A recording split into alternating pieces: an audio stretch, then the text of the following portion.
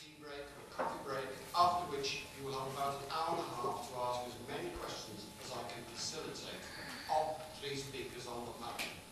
Please do not ask questions before panel time, because I don't like to offend anybody's feelings, but if anybody does, they'll simply be ignored. The format is 3 speakers, tea break, coffee break, and then an hour and a half on the floor. You can ask as many questions as possible. We also apologise profoundly for the fact that because we went through the catastrophe that we did, that despite Herculean efforts, we were unable to obtain translation facilities here. However, we therefore ask that native speakers of your particular languages who speak English well can therefore update you and keep you abreast of everything that is being said at this conference.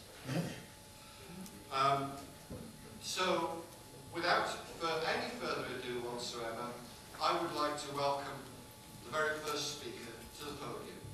He is my fellow director from the International Coalition.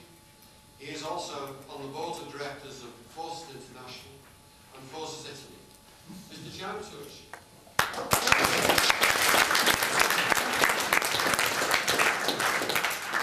Jan who? Church. Oh, Jan.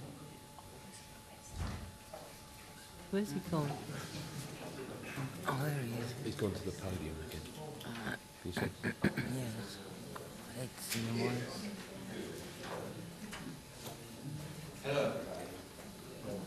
Can you hear me well? Yes. Well, Einstein. I wanted to say that I prepared a wonderful speech and rehearsed it all so I could look good in the conference of the EU Parliament. Oh, Speak, good. advocating justice and fairness, Oh, and mainly addressed moral issues. marvelous. You can find it in the literature available in this room and in the CD available to you. But I'm not going to read it today. Why not? Because the bureaucratic public beast has shown his color again. Because it has, once again, demonstrated its contempt for truth and democratic debate.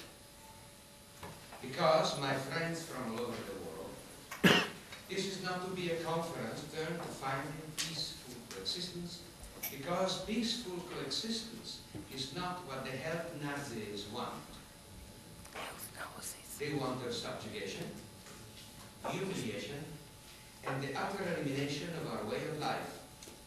All that for our own good and no tyrant has ever spoken different words.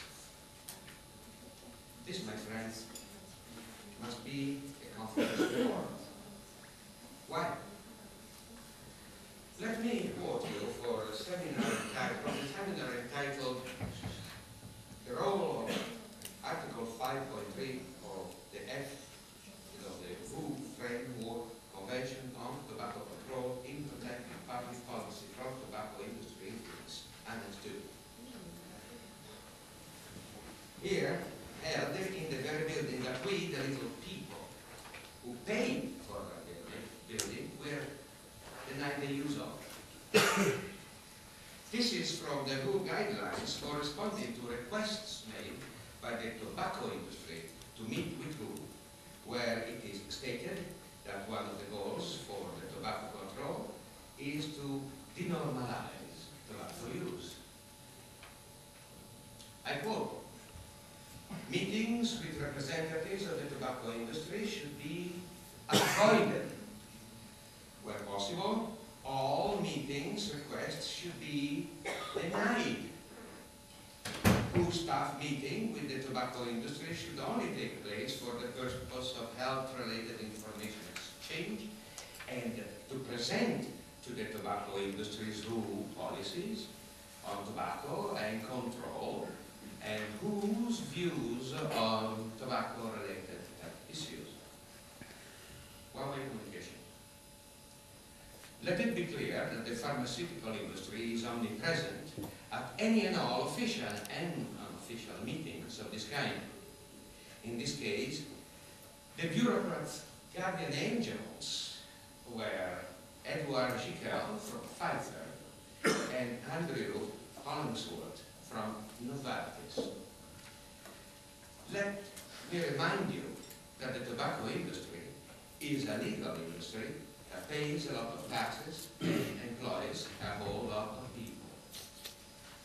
Let me also say that the tobacco industry is a cowardly industry that allows the very customers that keep it alive to be chewed by the jaws of the health Nazis, their ideology, and their blatant epidemiological fraud. Needless to say, the tobacco industry's representatives were not present at that meeting. So much for stakeholders' interest and democratic speech. The idea here is to protect the state against industrial corruption.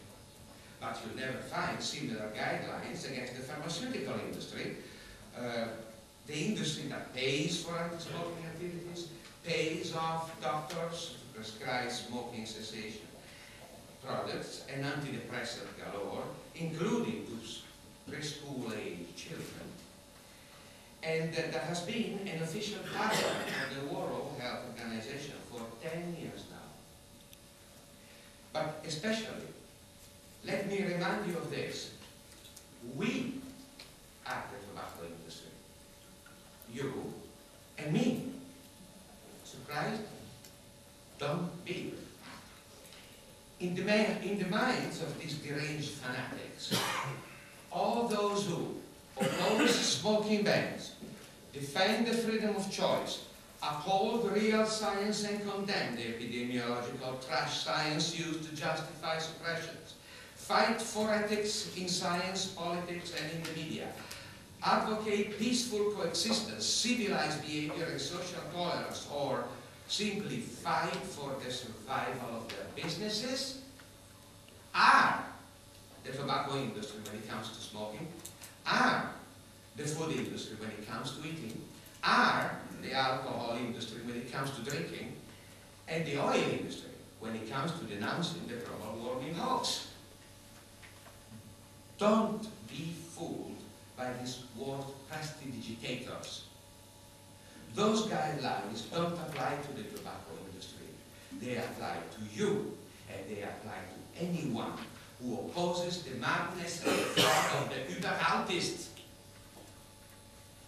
Those people believe that when it comes to health, real or presumed, democracy, liberty, and freedom of speech simply do not apply. And real and presumed science applies only when it suits their political agenda. If there is one thing that I have learned in my 13 years in this movement, it is that it is useless to dialogue with those who don't want to. Fascists never want to dialogue. The only possible communication is their orders to you. Remember, fascists do not care about your respect. They only care about your obedience. To them, education equals indoctrination. And that's why they are doing to our children in schools with junk science on health and environment what they are actually doing, indoctrinating. These Nazis truly believe that your body belongs to the state and that health is not a private matter. Indeed, personal health today has become public health. And public health is an Orwellian state of perpetual emergency.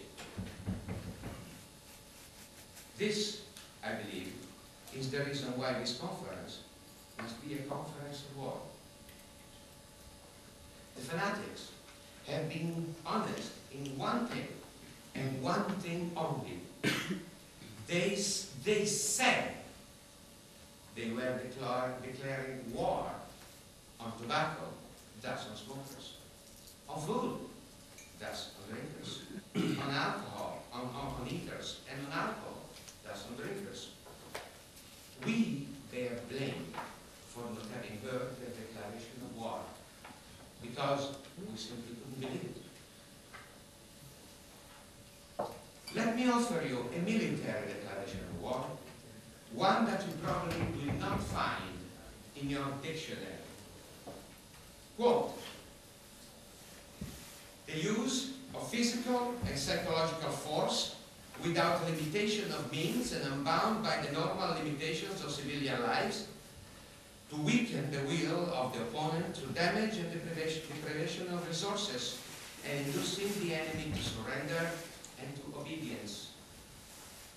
End quotes.